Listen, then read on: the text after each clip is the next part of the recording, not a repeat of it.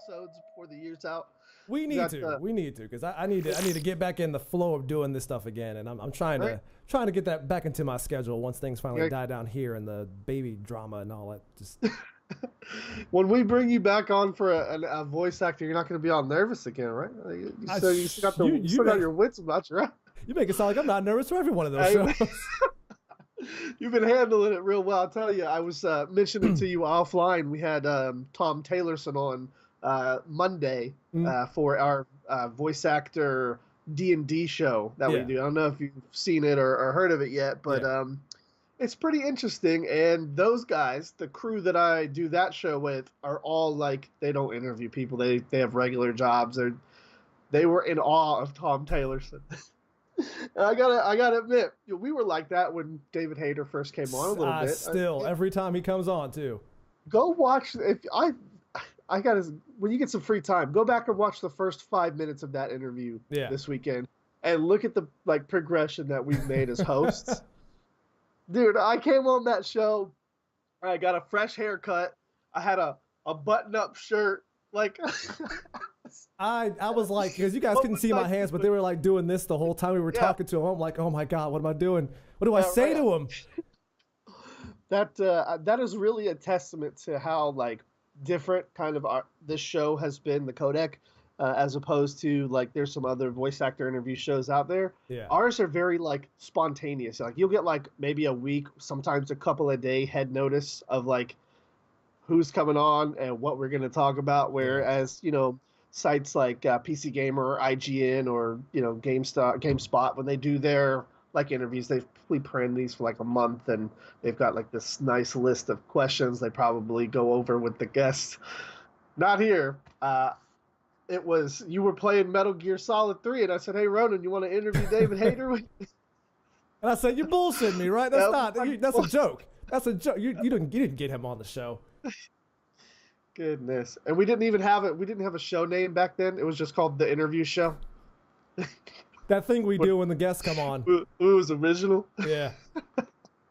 We were killing it. But here we are today with some amazing guests in our resume. I mean, how many people do you know in the streaming business or just in general that have talked to as many voice actors as we have? Right. Not many. That's a lot. And a lot of news shows, a lot of nice guests in and out of here. Cool. We've actually interviewed a bunch of game developers as well together.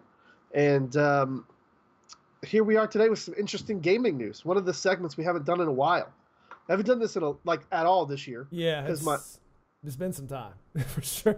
My goal this year, and it's unfortunate yet it's okay with me, that I was trying to have an interview every single week with a voice actor. I was maybe do like this gaming news thing like separately or like on a different day. Right.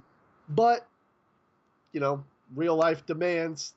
Not a voice actor is going to be. Hey boy, I'm trying to do a show. Speaking of real life, I'm trying to do a show over here. You better come over here and sit down, boy. They can't. I can't always book them. I did my best, and unfortunately, we have a gap here this particular week. But you've seen some of the content log.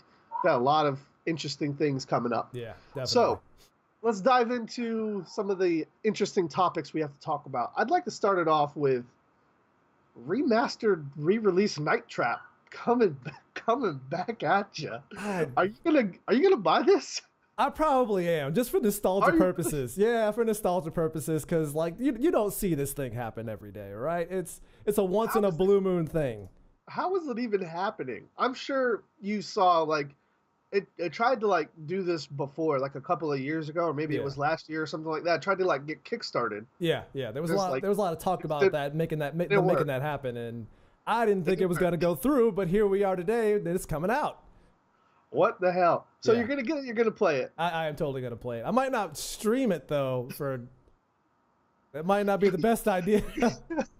That might not be the best idea. You're gonna get your channel banned. You're gonna invoke the fury of the ESRB, which exactly. Surprisingly, I looked back and I think it's only rated T. Yeah, it is, but that's because the ESRB back then didn't quite know what the standards that were going on when it comes to rating games that have a little more going on them than you think they do. Yeah, right. I just think that's weird. Like there was such a big controversy over this game Night Trap then, and then now it's re-released and it only has a T rating. I know. Like what they were upset back then is what we show our teens now. Pretty much. It's like the stuff you see on TV these days. Back then you'd be like, oh my God, kids are watching this? Right. Oh my goodness. Jesus. I tell you. Oh, my cousin recently told me he was watching Westworld, and I've never heard of it or seen it. Oh, yeah, I've been watching that too. I thought that was pretty good. My cousin's like 12 or 13. And I was like, oh, cool, a cowboy show. Nope.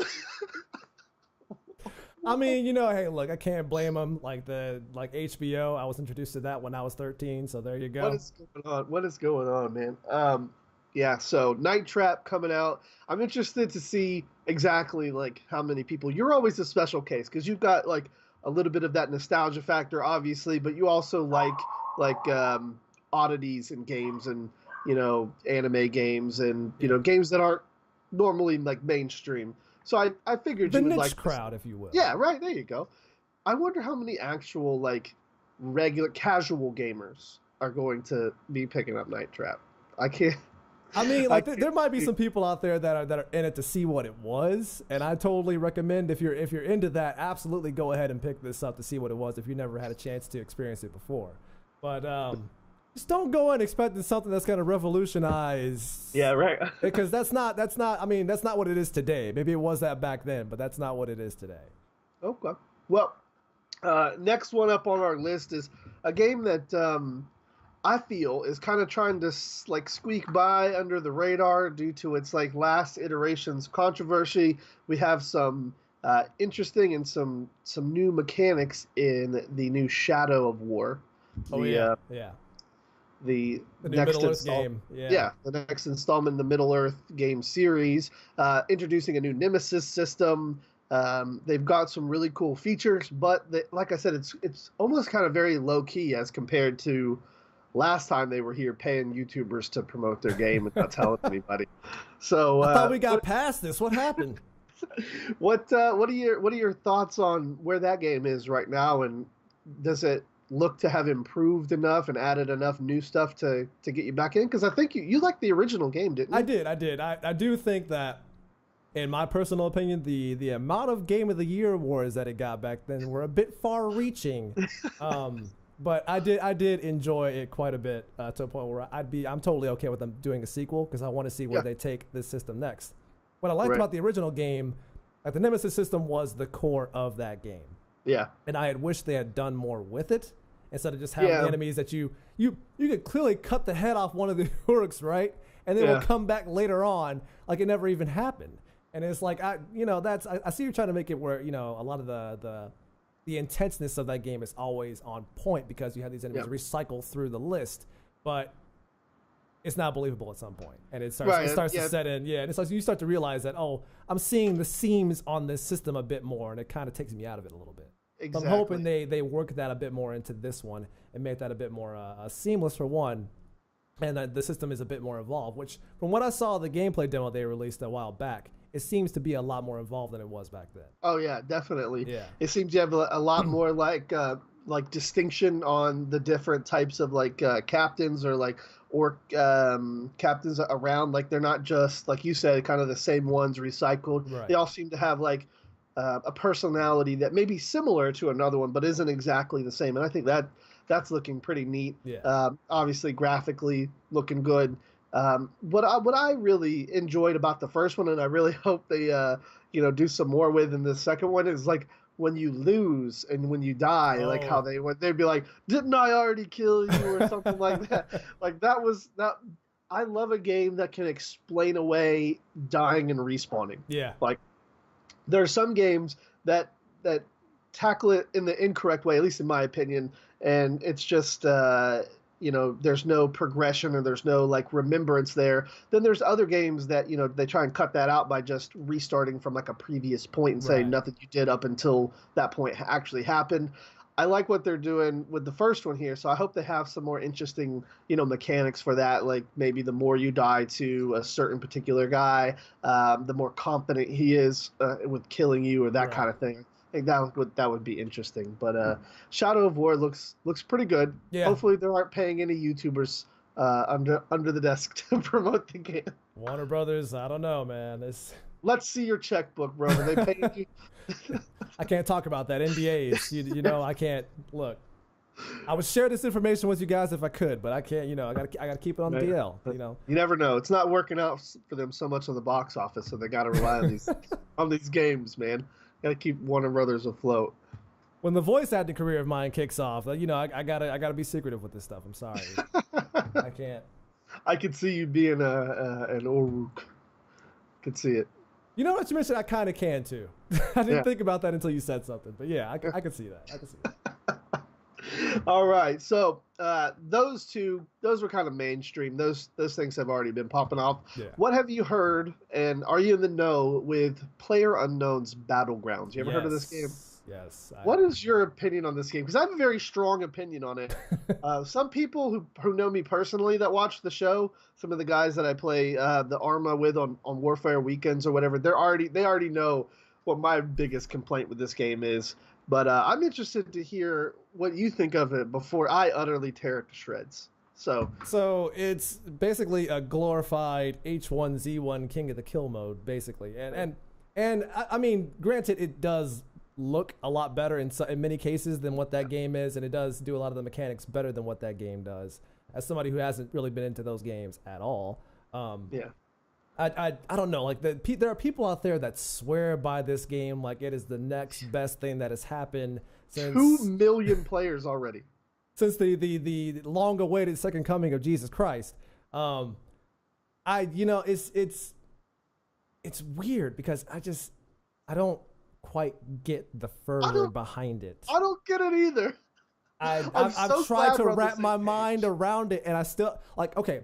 As somebody who has watched people play it, I can understand where the audience comes from. That people that want to watch it being played, but to play it itself, I don't know if I can quite get behind that. I don't know if I'm into it enough, or in what ways is it different enough to warrant this I don't know, this cult following behind it that it has. When there's a game out there that has basically done the same thing, this one just does it a bit better. And he worked there.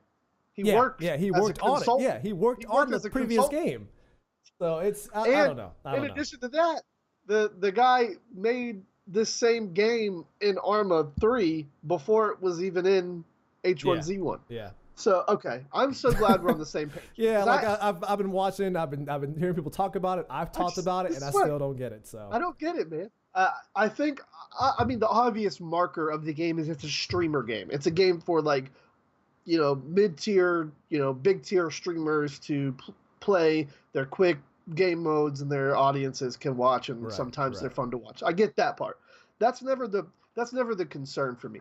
It starts off with, first of all, you're selling a game mode. I hate games that sell game modes and not a game. You mean like multiplayer-only games? Well, some multiplayer, I hate multiplayer only games. You know that. Yeah. But I can let it go if there's different modes in the multiplayer only game. Right. Like, this is literally a singular game mode. You're playing Battle Royale, that's the game mode, and that's all you're ever going to play. And you're paying for whatever the content is inside of the game mode. You're not paying for the game, you're paying for the content inside of a singular game mode. I hate that. But that's more personal opinion. That's like granted, the game is still in early access, so we don't quite know what they have coming up in terms of content for it. This is just kind of what we've played or seen so far of what the game is. I mean, I gotta say, this is the most profitable singular game mode probably ever that's been created in the world. Okay. So with that aside, I don't like selling singular game modes. I also don't like the concept of these battle royale games with these circles that enclose you. I don't like that because there's been a couple of times I've been playing the game. I got a review copy from my friends over at Reverb, and I've been checking it out, and I get it. Like it's fun. It's not for me. As I just said, I don't like paying for singular game modes, but I get it. People can have fun. But what I don't like is, like, if you drop out of your ship at the top right of the map and the circle's at the bottom left, there's no skill involved. It's like, how fast can you run from the top to the bottom without getting killed on the way. Exactly. And then there's actual times where it's literally impossible to make it there. Like if you don't leave the area that's going to be grayed out within a certain amount of time, it is literally 100% impossible to make it down to the white zone. I hate that. Yeah. I think my suggestion to them in my review of the game, which was far from glowing, it was to maybe make objectives around the map that players have to go to, like maybe 3 objectives. You have to go here, get like fuel, go get parts, and then go get tools, and then go to the center of the map to escape. Maybe after you fix a helicopter, maybe you get on a boat. Oh, like an extraction at the end of it? Yeah, exactly. Something like that. And then that will, encourage players to move around because they have a gigantic map and there's a lot of enterable buildings and things like that. But it's such a shame that you never get to experience it all in one playthrough. And you never have enough time. Yeah, you literally have 5 minutes from the start to get into the circle. Yeah. And then it's, a progressing timer. So I suggested maybe a game mode, an additional game mode, where you could go around the different parts of the island, collect the gear, and then, extract or something like that. And then maybe make players that camp in an area or something like that have less points or something the longer you stay still. Right. I don't know. That's for them to decide. So I hate that in general, but I gave some suggestions. Now, here's what I hate the most. Who the fuck does this guy think he is? Is he Hideo Kojima? What do you mean, naming his game after himself? His name everywhere in the game. When I refer to this game, it cracks my like little group up all the time because I won't call it Battlegrounds or PlayerUnknown's Battlegrounds because of the apostrophe in there. I call it PlayerUnknown's Battlegrounds. And within PlayerUnknown's Battlegrounds, you can get PlayerUnknown Battleground points. So imagine how that goes when somebody's asking me how many points I have. I'm like, oh, how many PlayerUnknown's Battleground points do I have? I've got, 50 because I just played the game for an hour, and that's what you get for playing the game for an hour is 50 fucking points that you can spend on this worthless cosmetic. I can see people getting so annoyed with you constantly saying that, though. Every time you have to preface it with that. It's a point of mine. I don't understand. He could have just called it Battlegrounds, man. He could have gotten away with that, but he wanted to make sure people knew that this was his thing. You can't riding that hype. Yeah, you can't tell me that I didn't come up with this shit. I did it in other games, damn it. Man, okay, so that's the PlayerUnknown's Battlegrounds rant that I have. I'd be interested for anybody watching this post on YouTube or even that's watching live right now. Let us know in the comments and in the chat if you like PlayerUnknown's Battlegrounds. What exactly is it that you like about it? Because I am literally trying to understand. Like I would like. Is it just because it's PlayerUnknown's? I don't know what it is. Maybe I'm getting old and can't quite hang with these cool kids, and I don't know what it is. Back in my day, we didn't have a battle royale style video game. We used to have video games with both modes, single player and multiplayer. What is a single player? Yeah, that's goodness. Yeah, I don't know. So. Like I said, I would be even a little more lenient on it if it had like some additional game modes or like, just something else. But it's so just for a particular set of people. Yeah. And apparently there's over 2 million of those people because the game is, despite my criticism, despite your criticism, is selling literal 2 million copies as of yesterday. And I got an email. People tend to underestimate the idea that, streaming games and word of mouth can go a long way when it comes to making your game popular.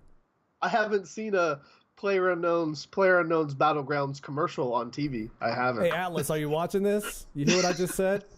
You hear that? It does help to stream games sometimes. I know it's crazy. I know it's a new concept. People are still trying to get the hang of it, but sometimes streaming games and word of mouth can help increase sales. Right? Now, let's segue right in from streaming games into a company that doesn't want you to stream games, that you just mentioned. Atlas. How do you feel about that? Is that not weird? It's very weird, but I can kind of see why they said it. For me, it seems like How do they have any grounds? Like, I mean, you can play whatever game you want. You can play whatever game. Well, I mean, it depends on what the website will allow you to stream to, of course. But but I feel like, and people have misdirected their hate at a certain branch of Atlus. Yeah. It's not the one in the US that's the problem. When the first press release came out saying that you probably shouldn't stream it, if you go back and read that press release and what they said exactly, they said our masters in Japan deemed it necessary for you not to stream past this date. So it's not them that made this. It was the Atlus branch in Japan that had this in place. I'm curious here, like, how enforceable is that? Like, here on Hitbox, I can't see Hitbox taking my stream down. Or when you're streaming at, Beam or Twitch, wherever you stream currently, I can't, well, maybe Twitch. I can see Twitch doing it. Yeah. But, for instance, Beam. I don't see them taking your stream down because you play past day 7, even if they received a request. Yeah, I mean, if it's to a point where it's like, a really common thing, or they're really adamant about taking legal action if they don't do something about it, then perhaps I could see them taking the stream down. But the idea of this company in Japan trying to monitor thousands of streams that are going past this date. There's not enough manpower for it. It's somebody's impossible. Streaming right now. Somebody's streaming it right now. I guarantee. When they made this announcement, people just said, "I don't give a shit. Fuck them." People were streaming past that date before they even changed the date, and they didn't do anything about it. Yeah. So I feel like the letter there was more. I'm sure there have been some streams that have been pulled down. I can't say that for sure. But it doesn't make a whole lot of sense considering that this game came out in Japan back in September of 2016, okay? And there have been videos of on YouTube of this game being played from start to finish since then, and none of those have been taken down. Not one. So where do you get off doing this? Where does this come from? How do you expect to enforce this? It ain't gonna happen. It's impossible. It's an impossible task. And it's so odd that they're knowing this. If we know this, there's no way that some businessmen or some people that do this for a living don't already know that it's an unenforceable thing. Right. Why would you say that? You know how the internet is. If you say, don't go to I'm killing people live on TV.com, people are going to go there. Yeah.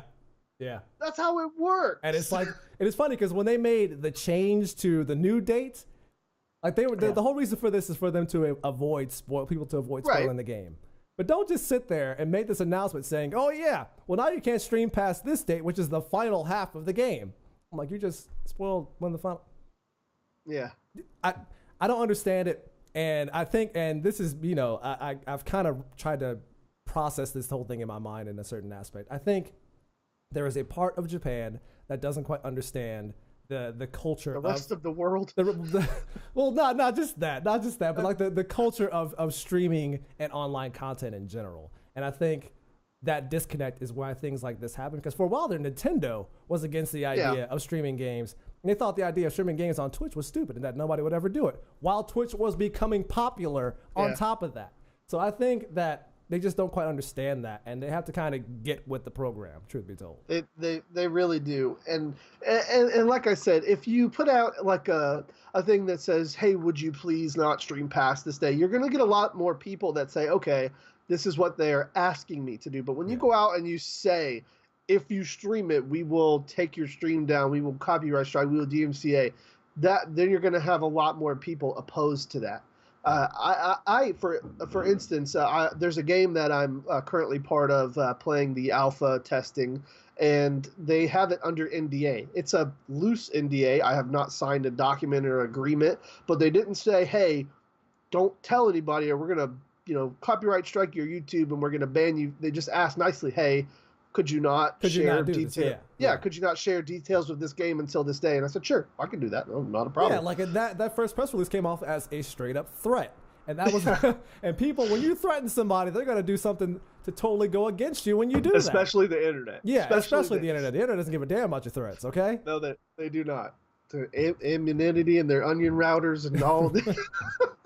They don't give a shit. It's like you can't do that. You can't do that. In your opinion, is there any way for them to fix this situation, or has the ship sailed? I think to remove the ban, for one, give a formal apology, and perhaps say, in the future, we will keep things like this in mind and perhaps even help promote people who do stream the games and get the word out about them. Because at the end of the day, to me personally, I have not seen any statistic that says streaming someone's game is going to decrease the sales of said game. Yeah, no, not at all. I mean, neither have I. And the idea of spoilers, like if people are worried about spoiling the game, human beings are smart enough not to watch the damn stream. Yeah, right. Apparently, they've never visited Reddit before. I don't get it. Like, you have to have a little more faith in the human race to understand what that means, and perhaps not do it if they don't want it. On top of that, and right, just understand that this is the way things work now, and how popular this kind of thing is now, and perhaps take advantage of this in some aspect, because there's a lot of potential behind it to do that. Yeah, definitely. Okay. Well, before we move on to the next story, somebody is at my front door. We're going to take a quick commercial break. I think it's the mailman. I think I have to sign for something. Mm-hmm. So I'm going to run a commercial here. Ronin, I'm going to put you on hold on Skype, and I'll be back in 4 minutes or so, maybe less. All right. Okay? Yep, sounds good. All right, guys. We got a couple more topics coming up. Don't go anywhere. We're going to run a commercial break. Then Ronin and I will be back to wrap up this episode of the gaming news section here on the Codec. Thank you guys for watching, and we'll be back shortly. Welcome back, ladies and gentlemen. I'm your host, Daily, joined by KorruptRonin. What is up, ladies and gentlemen? Welcome back to the show. Apologize for the delay, but we are good to go. So, as I said before we left, we have a couple of like smaller stories and then 2 main stories left to go over. Now, the fun thing about this is I know the stories, but I never tell Ronin really what we're talking about. Sometimes I give him an outline, like, hey, we'll be talking about this, this, and this, but it's really kind of like a broad thing. Yeah. I didn't know this game was going to sell well, but it's doing well, and it's pretty cool news. NieR Automata.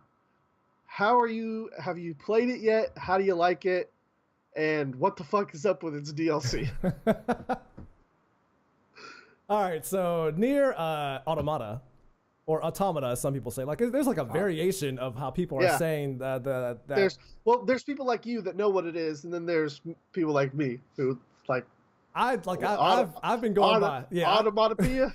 What? I've been going by what the game says, because at some point towards the end of the game, one of the characters says NieR Automata. So I've been going with that. But people, say it however you want to say it. I don't care. But I've been enjoying that game. For me, it was one of my favorites of the year so far. And the DLC for it, which has the fucking craziest name that I will not be able to memorize. It's like a bunch of numbers, right? Yeah, it is. It's a bunch of numbers, like 3C3 something. Yeah, it's this long like code of numbers this DLC is, and it comes with new costumes and arena mode and stuff like that. But NieR Automata was probably one of the best games to come out this year, mostly because of not just its story and the way it's structured, but because of the way it chose to tell it to you. Right. It's not one of the games that you see today where you just get the story straight up, first playthrough, everything you need to know is right there in front of you. Mm-hmm. This was a game where they said, if you want to see how this whole thing plays out, you have to keep playing even after the credits have rolled. Right. Because you are not going to get the full story in this single playthrough. And there's a lot of games these days that are too afraid to do that because they're too afraid that their audience won't be able to maintain their attention span to keep going. Right. So I appreciated that. Plus, the combat's pretty decent. I mean, it's a platinum game. Of course, you can expect decent combat out of a platinum game. Of course. But that's that Transformers game. The Transformers game was all right. It was that Ninja Turtles game that was hot garbage. Oh boy, it was. I interviewed the Ninja Turtle. What was it? Raphael in that game. He was on our show on the show recently. Yeah, like sorry, there's nothing against him at all. Yeah, right. That's what I said. That game is hot garbage, and it is. So it's good to see them coming back to form with this one. This is definitely one of their better games that they've released in quite some time. And it's a decent action RPG that if you're looking for that, if you're looking for a good platinum game, if you're looking for a good action RPG with a pretty good story, if you're into existential bullshit like I am, this story is for you. And I've been enjoying that. I gotta say, I originally I was it was a game that's just kind of off my radar. I knew there was a lot of people that liked it, and I knew there was a lot of people who were excited for it to finally be here. But it was one of those ones where like, maybe I'll pass on it. Yeah. After watching a couple of videos on it, it was very, very interesting to me. Just like the way that they have like these androids and these robots and how they kind of interact with each other and some of the interesting dialogue. And then I also saw just how kind of like meta the game can get, where you can like self-destruct yourself through the main menu and and like they reward you with endings for doing shit like that in the game. Yeah. And it's like it's not new to Yoko Taro Games, which is the creator of the NieR and Drakengard franchise, which is where the NieR game spawned off of was Drakengard, which then NieR Automata spawned off an ending from NieR. So it's this long like thing that you can trail back in its lore and stuff like that. But stuff like this is not new to his style of game. So the existential shit, like the offhand dumb stuff that you can do in the game, like blow yourself up, for example, that's all in there. It's a lot of that makes this game really unique and special. And the idea of telling a story about androids and robots and how they understand the idea of what being a human is and how to understand, what feelings are as the human race has, they're off of they've been forced off the planet by an alien invasion. Right. I don't want to go into spoilers or anything like that, but that's basic knowledge. Yeah, it's basic knowledge about the game. So it's a lot of that going on, and you tend to end up relating to a lot of the characters in the game, even if they are, robots or androids, for example, because their reactions to situations are plausible and believable in a way where you think that, maybe there is something to this about what they're trying to understand about what it means to be human and why they want to be human. So there's a lot of that in that story of that game. It's deep. It's very deep, and it can be emotional at times. It tells a really compelling story for sure. Awesome. Well, for anybody sleeping on this game, would you recommend it? For anybody who's kind of like on the fence, has seen it, maybe haven't dove too far into like watching YouTube videos on it and things like that, recommending it for people? Absolutely. Like I'd recommend it for people that are looking for a good action RPG to get into, and they're looking for anime bullshit like I am. I had this game on my radar since it was announced last year. 50% because it's good, 50% because it's anime. It's because it's anime bullshit, and I love my anime bullshit.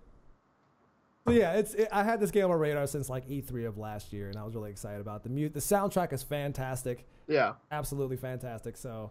Well, I sound like Donald Trump as I talk about. Yeah, right. As I sound like Donald Trump. It's great. It's great. It's absolutely fantastic. Absolutely fantastic. But I would say it's well worth your time if you're into action RPGs or RPGs in general. I would say pick this up for sure. Yeah, it seems to be able to offer a little bit for everybody. Like it's got that RPG feeling, but as you said, the combat is also more streamlined. It's not, it's not that glitchy or that turn-based kind of stuff that you would expect from maybe an RPG like this. But it's doing some interesting things, and I for one actually just got it recently within the last couple of days, so I'm going to be checking it out for myself now, and I'm excited to see what kind of rabbit holes I can find. It goes down some rabbit holes. All right, you just be prepared for that. All right. Well. Other than that, that was one of our kind of bigger stories there. How about For Honor?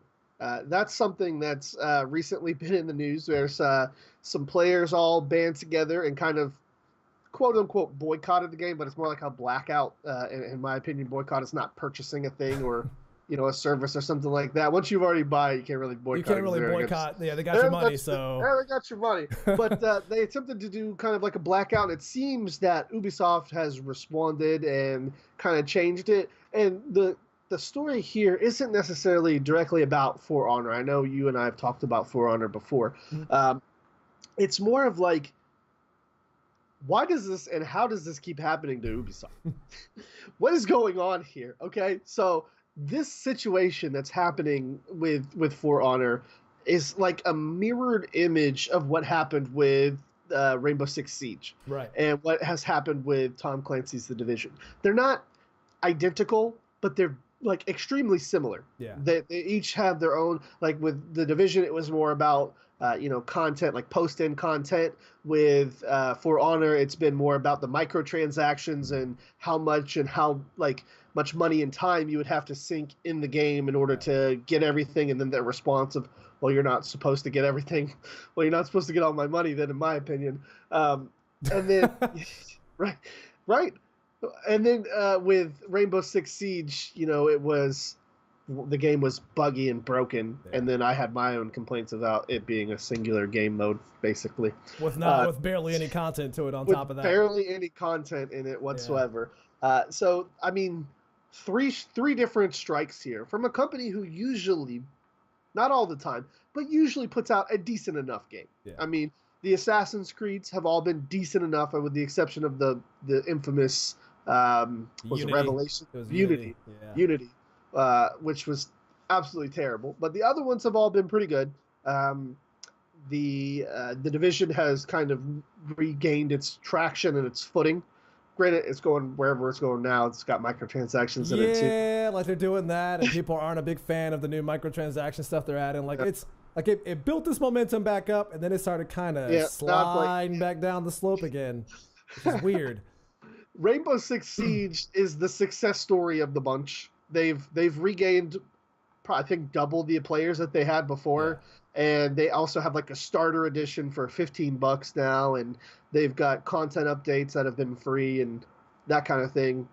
Why do they keep doing this? What is your opinion on how they fuck something up so bad, like these games, go back and try and fix it, and then start teetering off again? What is going on there in your opinion? I think there is just a general disconnect between them and their audience, the people that they're trying to get these games, or the people that are buying these games. Like a similar thing happened with Ghost Recon Wildlands, with updates that were coming out that were breaking the game, and people started not wanting to play that until they fixed it. So I think that they need to really, I know that you have to be focus testing these games in development somewhere, right? This shouldn't be the only time that you actually reach out to an audience to find out what they want in your game or what they don't want. But to sit there and keep throwing out these updates without actually really thinking about it, communicating with your audience, asking them what they would like to see, it doesn't make a lot of sense. And for it to happen this many times, something's wrong. Something is very wrong with the way they're handling that. So I don't know. I appreciate them for wanting to go back and fix these things, because a lot of developers out there will not do that. Yeah, they're not going to do it. Yeah, whatever you got is what you got. But to see it happen so many times is a definite indicator that something is wrong, and they need to look at that. The most concerning thing for me, at least, is that their concepts for games are great. Like Ghost Recon Wildlands as a concept, that is a huge open world that you can play co-op with your friends. Right. How do you fuck that up? Why? And then they put out a DLC for Wildlands specifically. They put in a Fast and Furious style DLC before there's even competitive multiplayer. What are you doing? What's going on? I don't get that. Then you've got the Division. How would you like to be in a post-apocalyptic survival situation in New York where you're fighting tons of enemies and trying to take back the streets for the people? How do you fuck that concept? That is an amazing concept. Yeah. You're a medieval knight. And then you threw the Tom Clancy's name on it on top of that. Right? It's like, they expect more out of that when you do that. Yeah. You're a medieval knight fighting a samurai, and then a Viking comes in and fucks you guys both up. How do you fuck up that concept? That is great. I know, let's add 4 years worth of content that you'll never unlock unless you pay $700. I don't understand that, because it's like people will sit there and say, well, yeah, you don't have to buy it. You don't have to buy it. And they're right. You don't have to buy it. But when you see something that is literally in the game that you do not have access to, what do you think people are going to want to do? Get it. And if they have to pay for all that shit. Yeah. And I get that too. You're absolutely right. But what a lot of people miss, and I'm sure you noticed it as well, is the steel in the game is not just for cosmetics. Yeah. Like there's actual physical upgrades to get more of the characters. You need that, and to get more of that character specific, like swords and hilts and that kind of thing. They all have like stat bonuses on them. Yeah, maybe you don't need the dances or the taunts or whatever they're called. But the main stuff in the game, you need that steel for, and it just is a fucking grind. Yeah. It is a grind. It's been adjusted now, and I haven't hopped back in because I uninstalled the game because fuck that game. But from what I hear, it's slightly better, not very better, but slightly. And the thing is I called it. When this game went into its beta, I wrote up a beta impressions. I posted it on the Nation Fusion site. I posted it on my YouTube channel, and I posted it on Reddit and Facebook, that kind of thing. It actually got a little bit of traction. Like, some people actually saw it, and everybody, like literally everybody that commented was like, "You're just hater. You just don't understand the game. You're not good at it. That's why you only got 100 steel." Blah, blah, blah, blah, blah. And then those are the same people complaining about its state today. Yeah. Like, it's interesting to me to see how much people will defend like a game that they have no... They will defend it. It's last year's dirty underwear if they can. And it's like I don't know if these games are paying you for your your living. I don't know what that is. If they are, more power to you. Clap, clap. But when I see something wrong with the game, I don't care if I do like it or not. If I see something wrong with it, I'm gonna make a case of that. I'm gonna let people know. Now, it's refreshing to host with you because you always know just what to say. Because there is a game out there currently that has a lot of fans. I like it, but it's got a lot of fucking flaws. And I'd like to talk to you, get your opinion on Outlast 2. Ah, yes. Outlast 2. Okay, so I got my copy. I bought it, installed it, played it a little bit because I want to save it because for those who don't know, Beam has this interactive thing where you can actually literally, interact with the streamers on top of that. Right. So I kind of want to use that and do a soundboard. People can actually do sounds throughout the game and scare the shit out of me while I'm playing it. Terrible idea. Maybe the best idea, but also a terrible idea. But it's already scary. Yeah, it already scares the shit out of me. The first game did. So why not add more to it, right? But yeah, like I understand because a lot of the flaws from the first game are also in this one too. They're just so much more magnified. Yeah, they are magnified tenfold. Because the game around you is so much better. Yeah. And the issues that I have, there's no spoilers here. So if you haven't finished Outlast 2 or you haven't even played it, there's no spoilers going to be talked about here. But really, the concept of what's bothering me and a lot of other people, I reviewed the game. I scored it, I think, like a 7 or an 8, somewhere right around there. Which is not bad. Right. It's not. But really what happened in this game is like, they expect you to know what they're thinking when they made this game. Yeah. I've Outlast 1, it was, and its DLC, it was a little more obvious because you're indoors and most people have been indoors a lot throughout their lives. And it's a lot more linear of knowing where you should be going. Right, and you can get the idea of like where doors should be or where rooms should be. Like it's common knowledge, right? But when you're out here and you're playing Outlast 2 and you're running in your big rural spaces, there has been I finished the game. It took me 16 hours. I think that's like double the amount of time it probably should have taken me. And I got the game a week early. I got it I got it the Monday before it released. So whatever Tuesday that was, I got the previous Monday. Okay. And it took me 16 hours to complete it. And I can tell you, I died more in Outlast 2 than I died in Outlast 1 and its Whistleblower DLC combined. Jesus.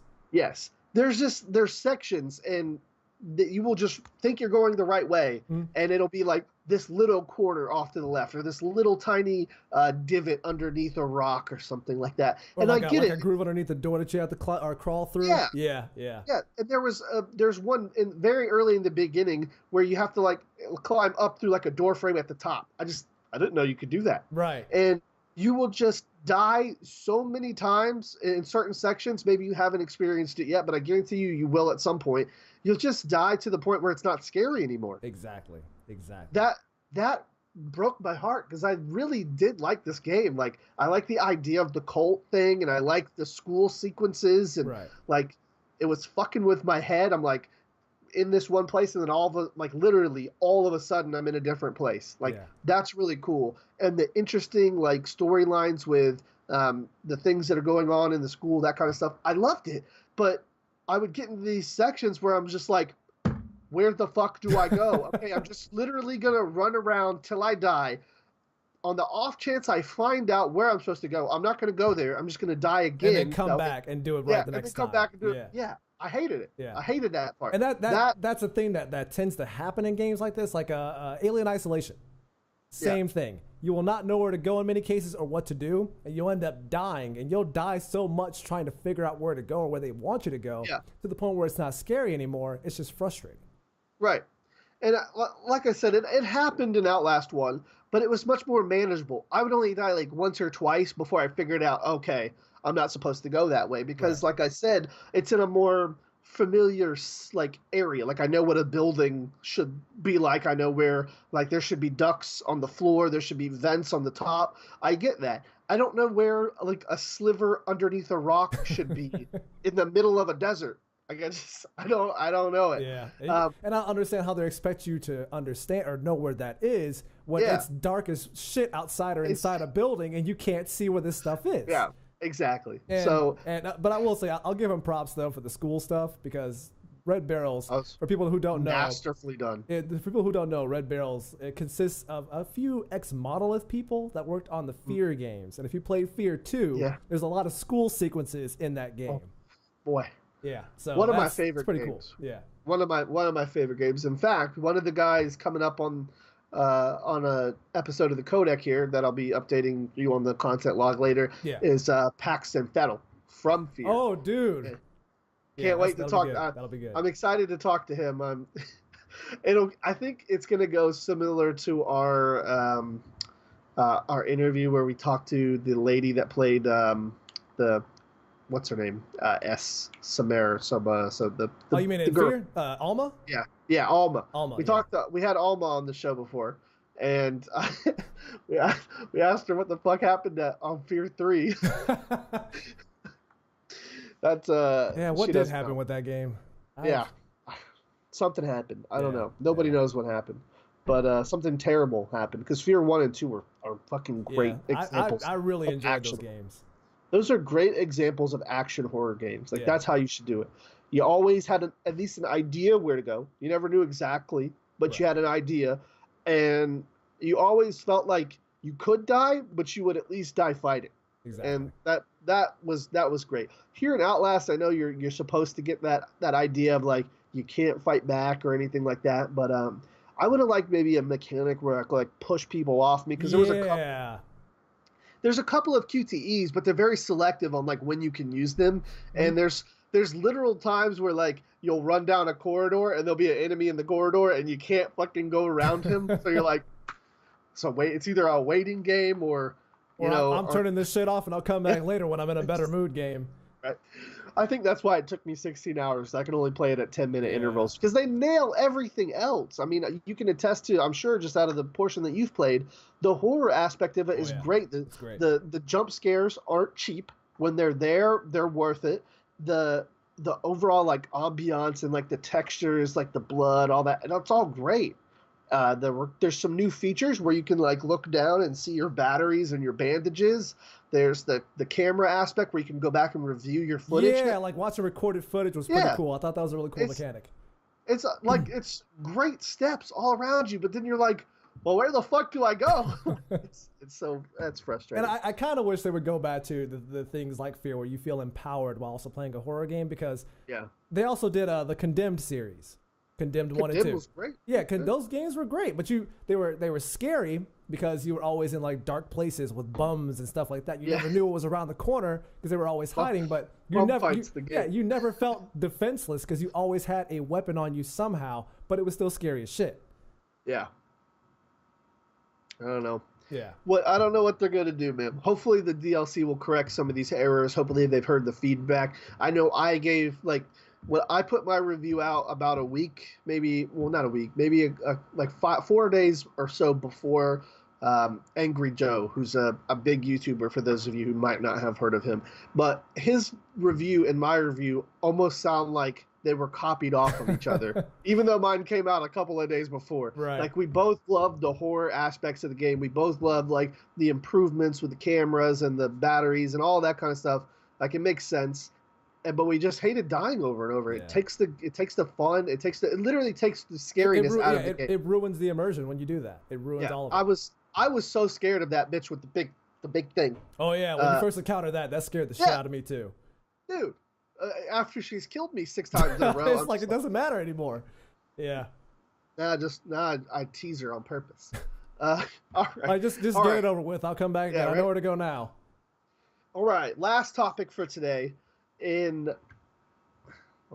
mic got muted.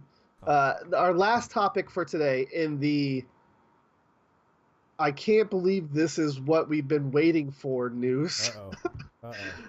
Prey has released. Ah, yes, I've been playing that.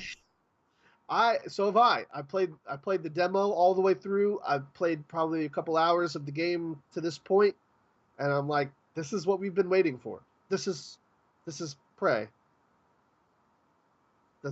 This is Prey. I will say that I'm a little more lenient on it than most people are, I guess. But I don't know. Like a lot of the impressions that I've heard, so far have been mostly positive. They're not like raving like, oh, this is one of the best games they've ever made. Yeah, it's definitely not that. It's not that for sure. No, and I want to be clear. I don't hate it. I'm just like, I was hype for it. I was like, I played the original Prey way back in the day. Yeah, I think was it on Xbox? Yeah, original. Yeah, because I played it too.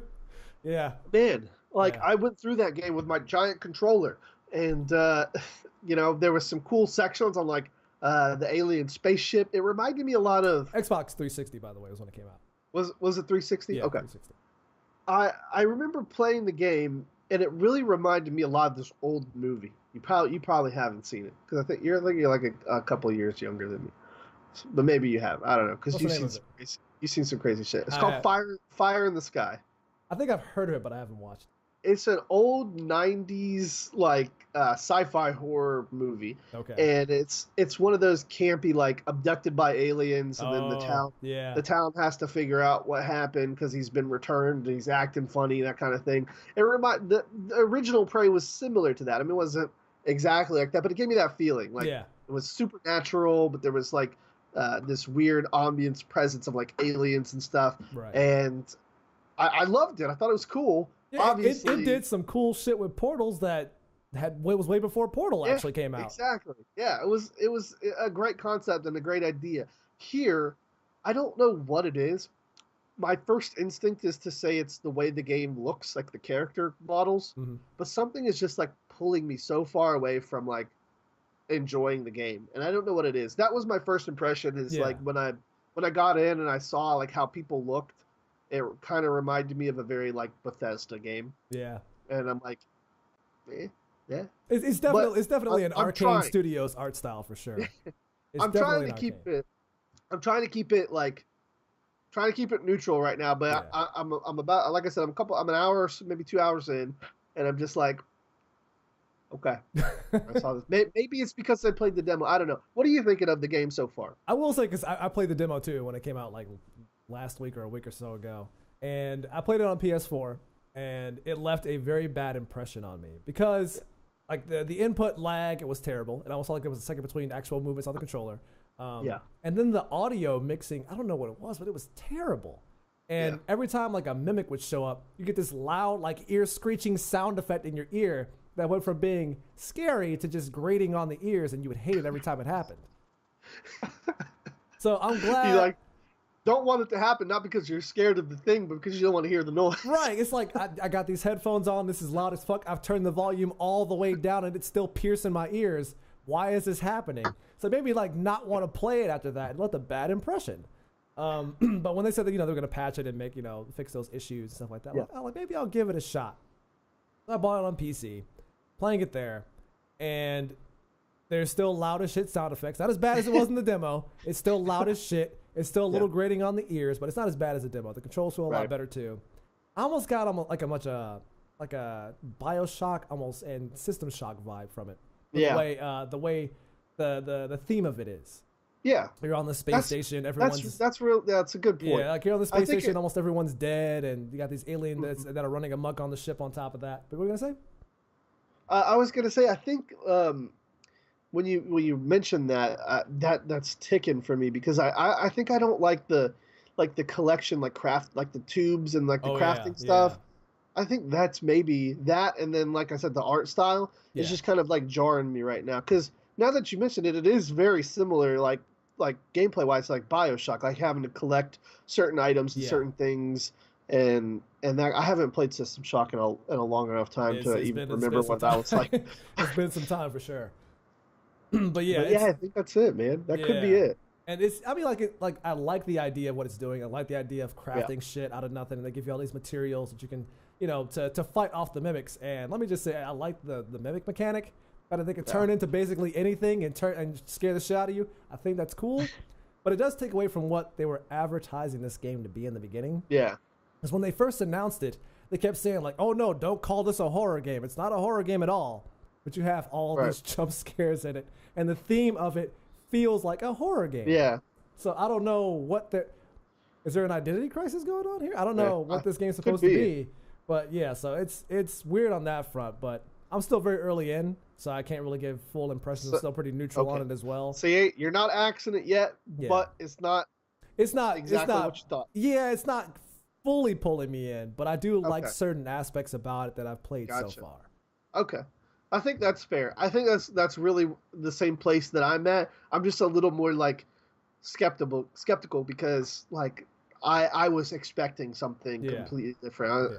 I don't know. For somebody like us who's played the first Prey game, you were expecting something a little bit different out of this. Yeah, I get it. Yeah. In fact, it's a funny enough story is the people that handle the advertising for the game and the review codes and stuff, they offered me a review code, and I said, no, I can't. I played the demo, and I can't in good conscience take a review code from you and review the game. So I'm going to buy it myself. I don't fucking do that. I never do that because for anybody that follows me at Nation Fusion or my reviews and stuff, I review a lot of games. If I bought all of the games that I reviewed, I would literally I would be paying money out of my paycheck. I wouldn't get a paycheck. I would have to pay them for the rest of the games that I'm getting so I'd be homeless at this rate. Yeah, literally. I wouldn't be posting reviews. I wouldn't have energy. I'd be writing them down on paper and emailing them to Did somebody publish this for me? Yeah, I wrote this, even though I'm terrible at writing. I do most of my stuff in video format. I wouldn't have a camera. I would have had to hold the camera so I could eat, but because that's about how many games I have to review a month. And when this one came out, man, I couldn't in good conscience take it from them because I knew I already had some issues off the demo, and I don't think that's fair to a company to prejudge them from the demo and then take their review copy and then smash the shit game all over the game. Yeah. So if I didn't play the demo, I would have taken it, but I had already played the demo and I had already kind of formed my opinion on what I thought it was going to be. So I'm going to finish it before I write my complete article, but my impressions of it were not very good. There's going to be, there's been some games this year. It seems like anytime we do a show, we always talk about the bad shit. There've been some good ones. We had NieR. NieR was a great one. It was great.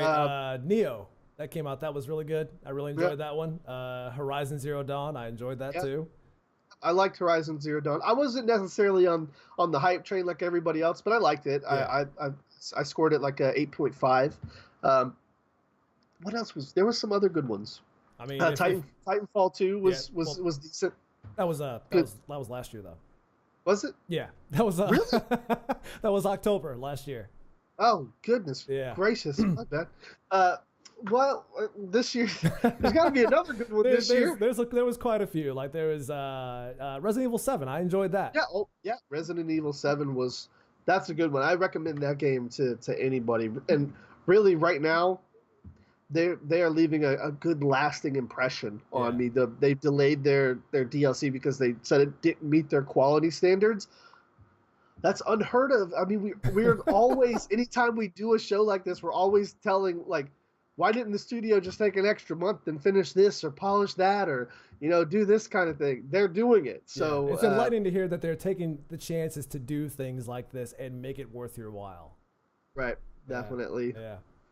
I mean, so there have been some good ones out there. Don't let us get Persona 5, that's good too. Assuming that you're allowed to talk about it at all before the Atlus cops come get you.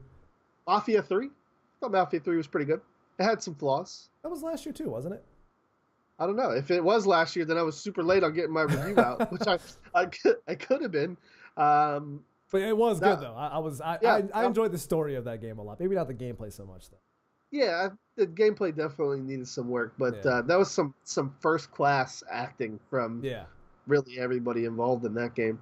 So yeah, there's some games there that will end on a good note. So play all those games. Yeah, right.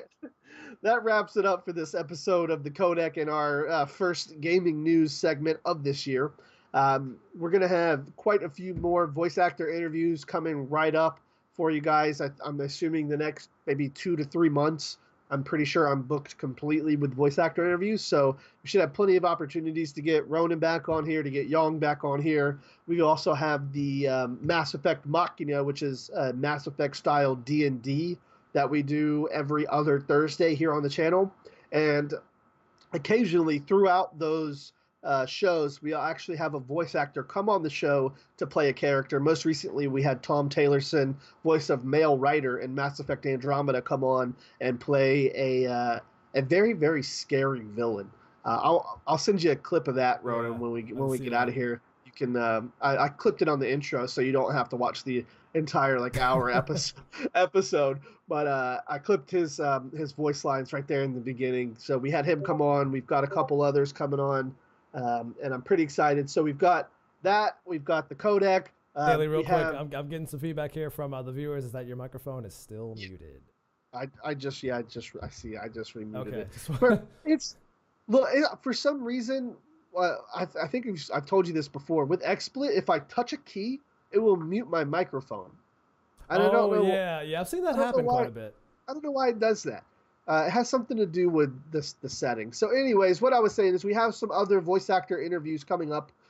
We've got quite a few. We have the Mass Effect Machina has some voice actors on it coming up as well. We had Tom Taylorson on just recently. And then moving forward, we actually have some arena episodes coming up with Hob, the guys behind Hob, Runic Games, who make Torchlight 2, couple of other big games. They're doing a new one called Hob. Ronan and I have talked to them before on eFusion Week, either last year or the year before.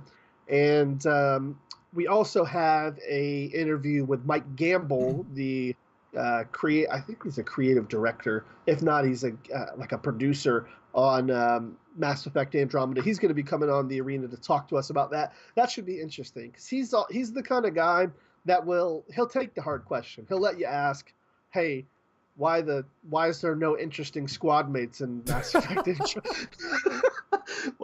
besides PB and Korra, why are there no interesting characters in Mass Effect Andromeda? He'll let you ask those questions, and he's got the answers. So we're gonna have Mike on.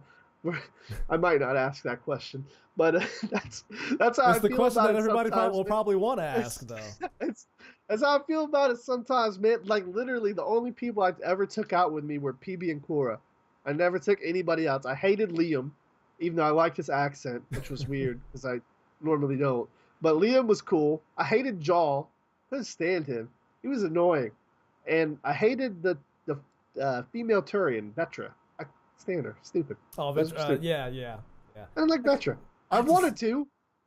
Like I have my copy of Mass Effect Andromeda. Have you finished it? Maybe I'm alone in this, but I'm having a hard time playing through it. Yeah. That's all I got to say. That's all I got to say about that. I'm having a hard time. There was nothing gripping. Yeah. There was nothing like you play the original series and there's just some kind you feel threatened. Here, I literally never felt like anybody could die. Yeah. I have no attachment to any of the characters so far. I don't like any of the side quests. I feel like they were poorly written. I feel like a I feel like a hipster barista wrote the side quests.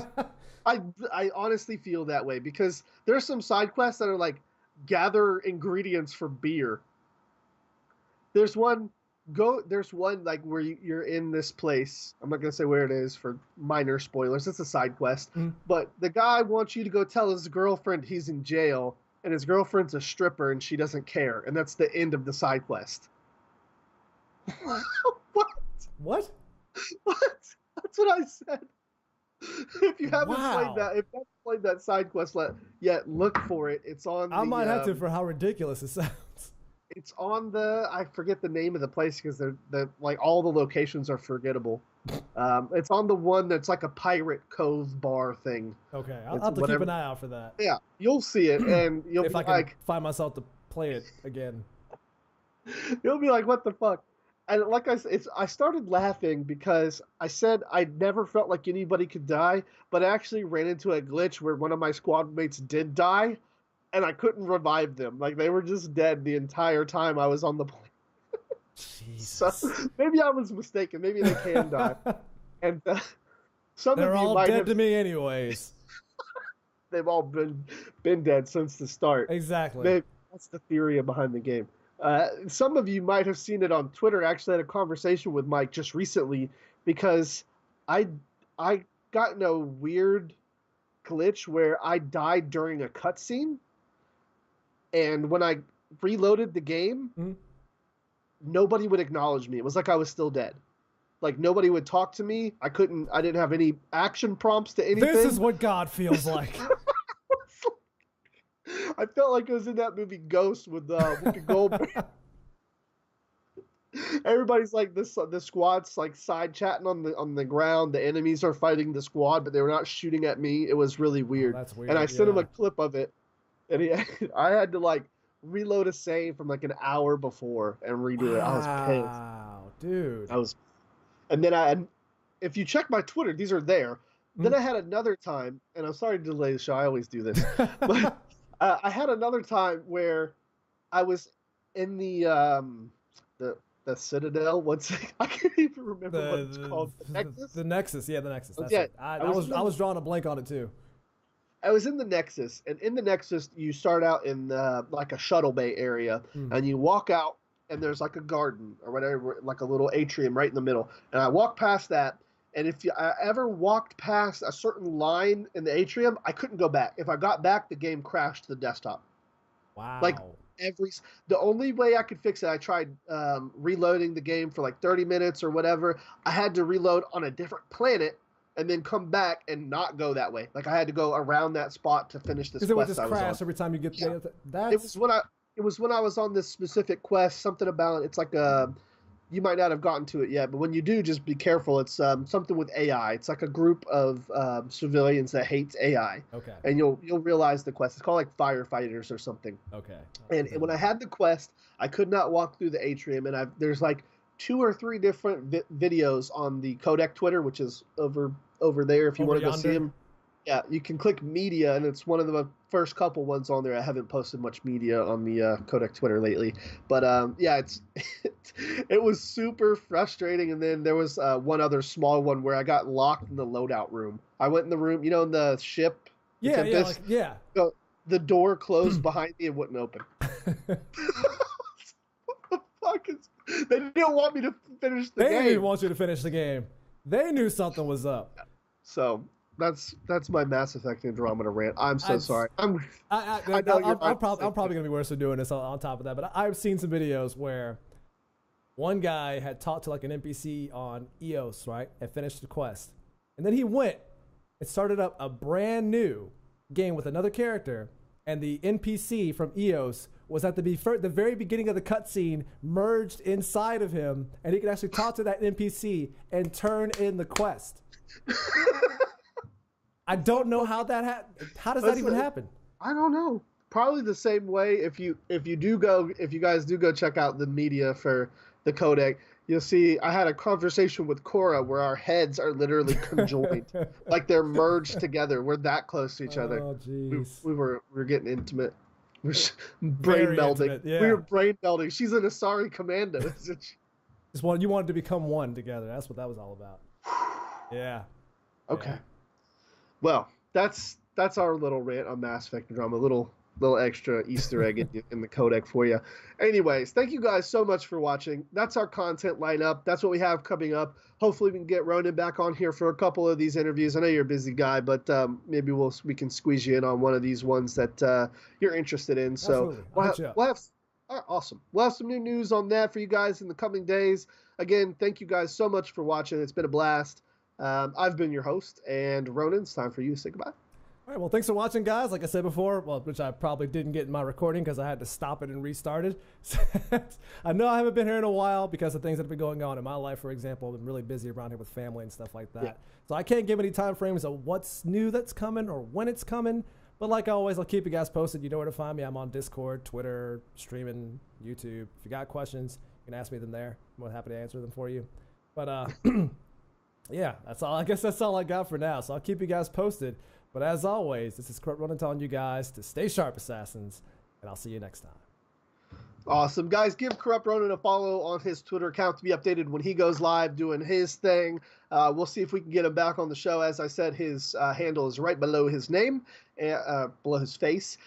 So go ahead and check him out. And I know a couple of you guys just joined and the stream's over, but it'll be up on YouTube in a couple of hours or so. So if you want to go back and check it out, I know it's not as fun because we don't get to live chat with you and talk about all the fun stuff that you guys are talking about. But if you're interested to see what we were talking about today, we talked about some interesting things, and we went off on a few tangents on a few different games. I feel like we're the justice warriors of video gaming. You mean the social justice warriors?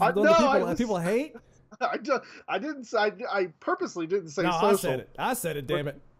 We're far from social. Fight me, internet. No, don't do that. I'm kidding. Yeah, don't pull an Atlus over here. God damn it. Fight me, Atlus. You heard it here first. Ronin challenging Atlus. Go ahead and stream that day you're not supposed to. We'll see what happens. I'll be banned forever. Don't worry. All right, guys. You guys have a great day, and we will see you next time here on the Codec.